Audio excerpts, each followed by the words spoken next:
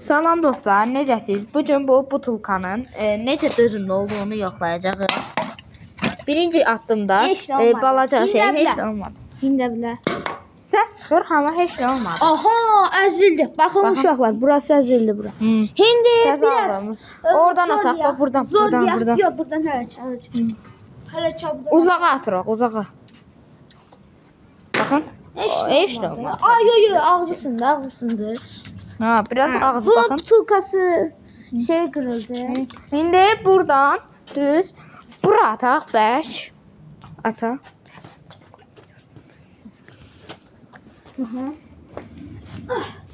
At indi.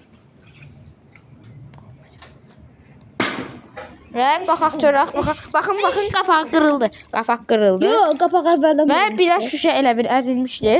İndi düz tam buradan düz ora kimi bərk sürətlə atacaq. Bura kimi atacaq. Bərk at, bərk. Aha, uşaqlar.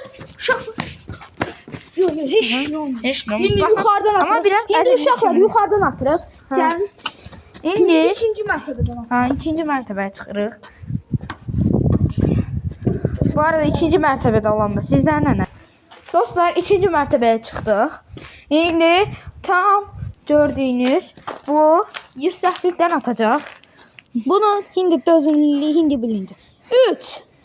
Uşaqlar, hindi bir dənə söz deyirəm. Bu kanala abunə olub, like atmağı yaddan çıxarmayın. 3, 2, 1 və At. uşaqlar quma dəydi. Orada getdiyəndə sizlərlə. Gəlin. İndi tam arkadaşlar onun üstünə yerə inəsi olmayıb, onun üstünə çərpic atacaq. Baxın bunu. Uşaqlar, mən tam 12-dən ağırlayacağım. Ora düşdü, ora düşdü. Ay, Dəymədi amma hələ çelik deneyəcək. Burada bir ton daşlarımız var. Deyəni tez olacaq. Gəl. Bu daş atırıq. Amma görsən. Bu nə olan şeydir o? Dəymədi. Dəydirmək biraz çətindir arkadaşlar. Heyla saçın. Bax uşaqlar, 3-cü şansımızdır. Bax bu olmasa mən daha nə deyim.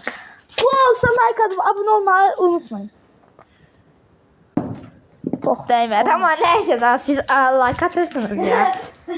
Yaxşı. Bu səfər abone olun. Mən də atacağım bir dəqiqə gözlə. Eğer bunu atsam abone oldunuz. Eğer onu atsa neydi? Like atacağız. Bu iş değmez.